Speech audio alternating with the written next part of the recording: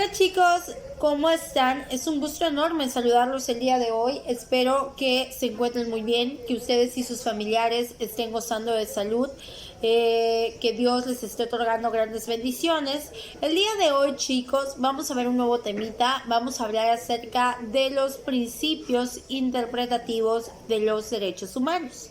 Repito, vamos a estar platicando acerca de los principios interpretativos de los derechos humanos. Si ustedes recuerdan, la clase de ayer estuvimos dando un repaso de todo lo que hemos visto a lo largo de la unidad 1, 2 y 3, 4 que está marcada dentro de la plataforma.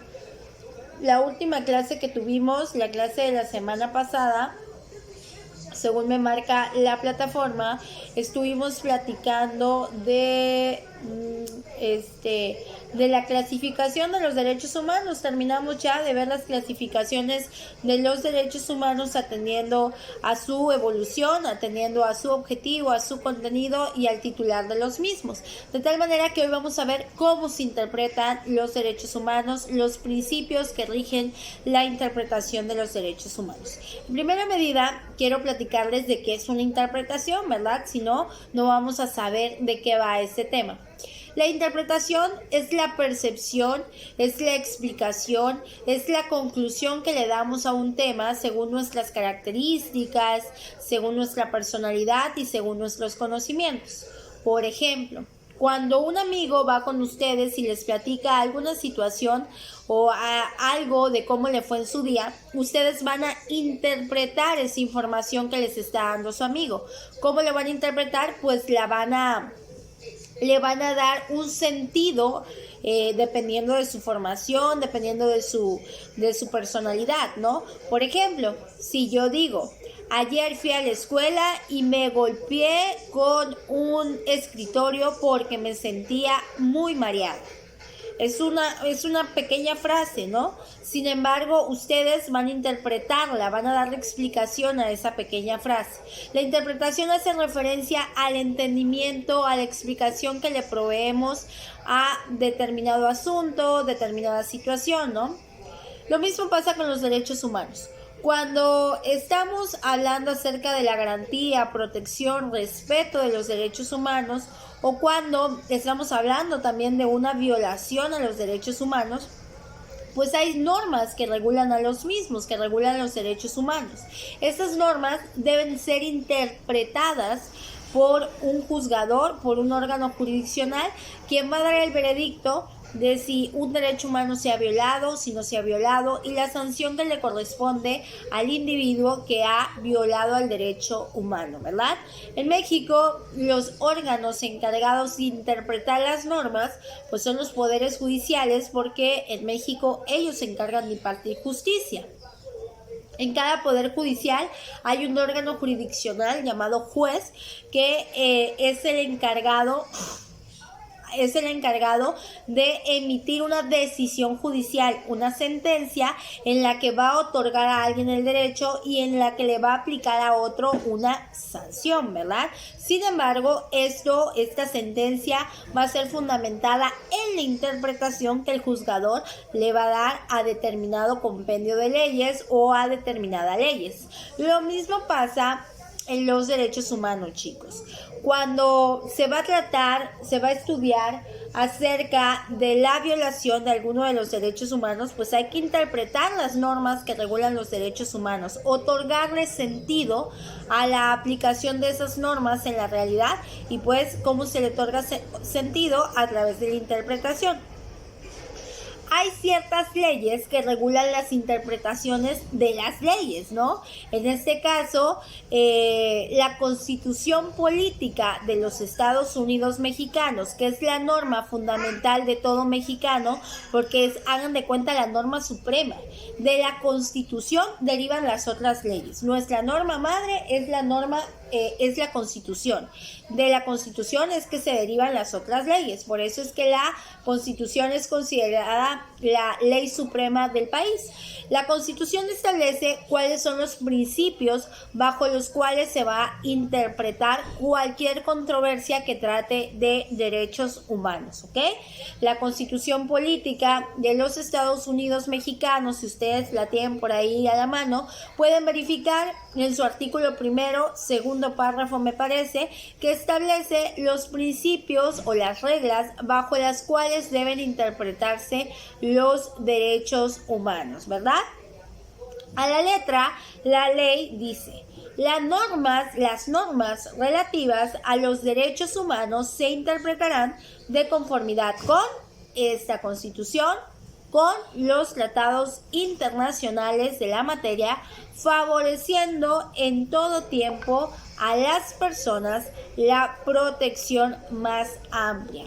Repito, la Constitución Política de los Estados Unidos Mexicanos establece los principios bajo los cuales han de interpretarse los derechos humanos en su artículo primero, párrafo segundo, y establece que las normas relativas a los derechos humanos se interpretarán de conformidad con la Constitución, con los tratados internacionales de la materia, favoreciendo en todo tiempo la protección más amplia a las personas.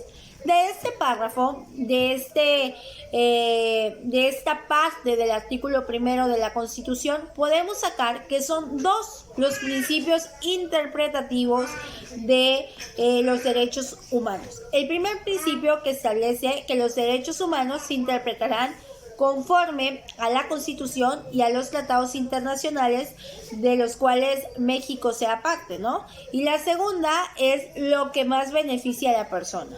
Este principio de lo que más beneficia a la persona recibe el nombre de principio pro persona o principio pro hominem. Esto es en su traducción a la lengua latina, ¿sale? Principio pro persona o principio pro hominem es igual a lo que más beneficie a la persona. Bueno, chicos, vamos a empezar hablando entonces del principio de interpretación conforme a la Constitución y conforme a los tratados internacionales. En primera instancia, quiero mencionarles un poquito de los antecedentes de la Constitución Política de los Estados Unidos Mexicanos. La Constitución Política de los Estados Unidos Mexicanos es la norma fundamental que rige la relación y la organización del país en México, ¿no?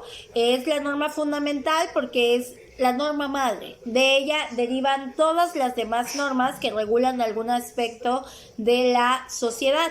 De hecho, en la Constitución Política de los Estados Unidos Mexicanos están establecidos y reconocidos nuestros derechos humanos, que podemos encontrar del artículo 1 al 29 constitucional. La Constitución, por tanto, es la ley que regula todo lo concerniente a nuestro país y de la cual derivan otras leyes que amplían esta explicación y esta regulación, ¿ok? La Constitución fue promulgada el 5 de febrero de 1917 y es la Constitución que tenemos vigente hasta nuestros días. Obviamente, la Constitución del 5 de febrero de 1917 no es la misma que la del 2020, ¿verdad? A lo largo de todo este tiempo, de este transcurso del tiempo, pues ha sufrido un conjunto de reformas, de derogaciones, de transformaciones para adecuarla día con día a la actualidad, ¿verdad? No era la misma realidad que se vivía en 1917 a la que se vive hoy en día. Por lo tanto, la Constitución ha ido cambiando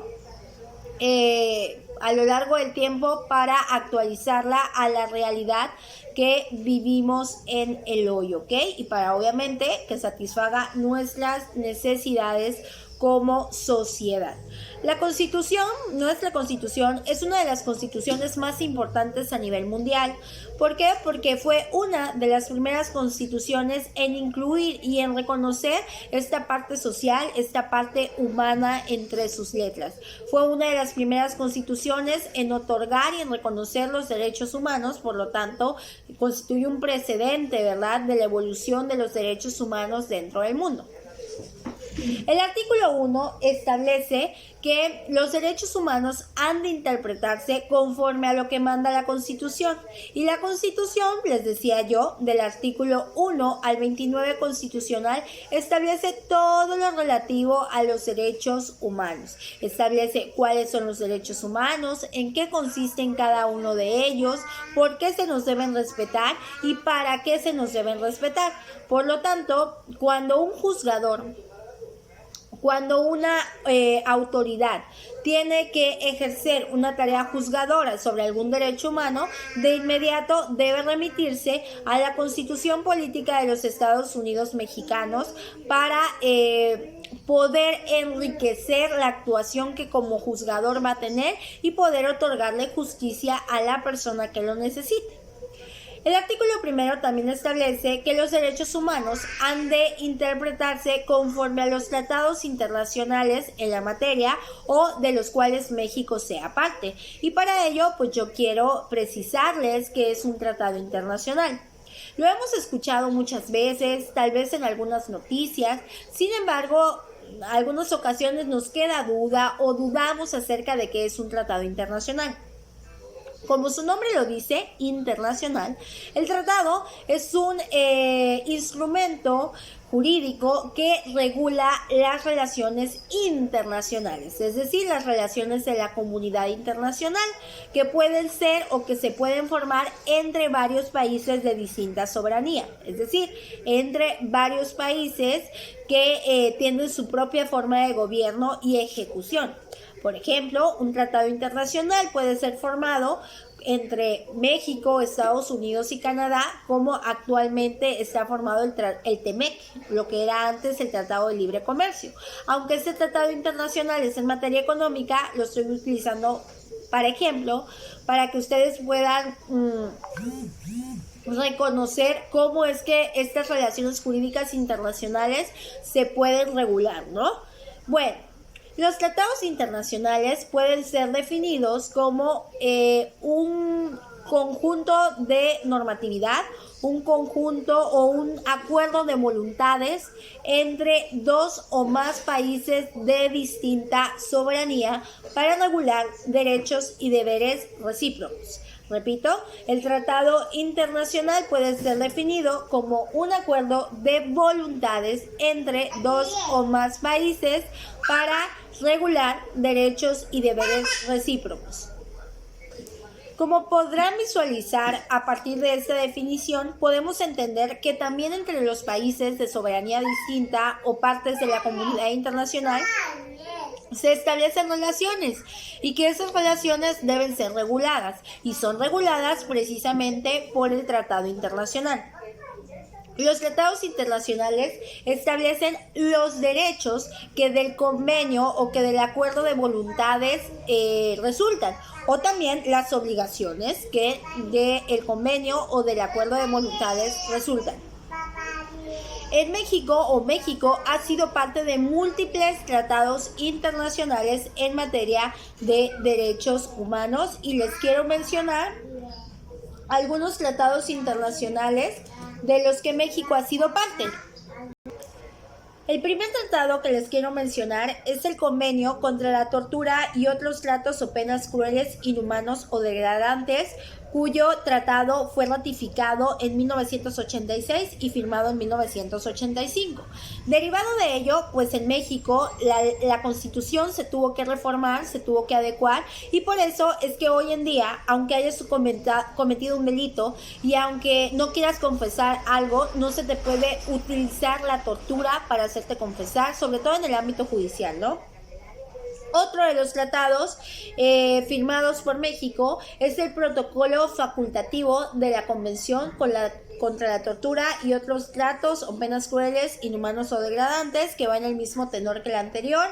Pacto Internacional de Derechos Civiles y Políticos, Convención Internacional para la Protección de todas las personas contra las desapariciones forzadas, es decir, los secuestros, el clásico levantamiento que conocemos, ¿no? Otro es el Pacto Internacional de los Derechos Económicos, Sociales y Culturales, la Convención Internacional sobre la protección de los derechos de todos los trabajadores migratorios y de sus familiares. También por ello es que como es un tratado firmado y ratificado por México, pues es que tenemos este flujo migratorio y pues se les provee en muchas ocasiones trabajo, ¿verdad?, a los migrantes. También el protocolo facultativo de la Convención sobre los derechos del niño relativo a la venta de niños, la prostitución infantil y la utilización de niños en la pornografía. También es un tratado internacional que México ha firmado, y convenio sobre los derechos de las personas con discapacidad.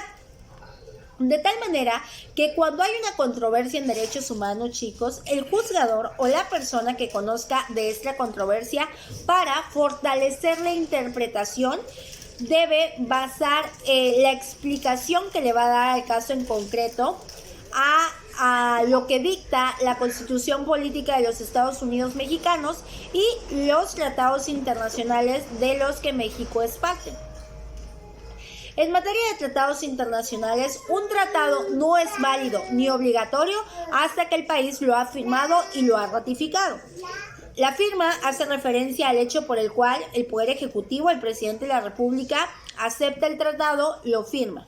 Y la ratificación hace referencia a cuando el país, en este caso México, hagan de cuenta que ratifica que esa firma es suya y que el tratado internacional va a ser obligatorio para su país. Bueno, entonces, en términos generales, el principio conforme a la Constitución y tratados internacionales va a hacer referencia a que en cualquier controversia que tenga que ver con derechos humanos, la interpretación y el tratamiento de esa controversia se va a hacer conforme a lo que dicta la Constitución y los tratados internacionales de los que México es parte. Bien, chicos, el otro principio interpretativo que también establece la Constitución Política de los Estados Unidos es el principio de interpretación pro persona o pro hominem.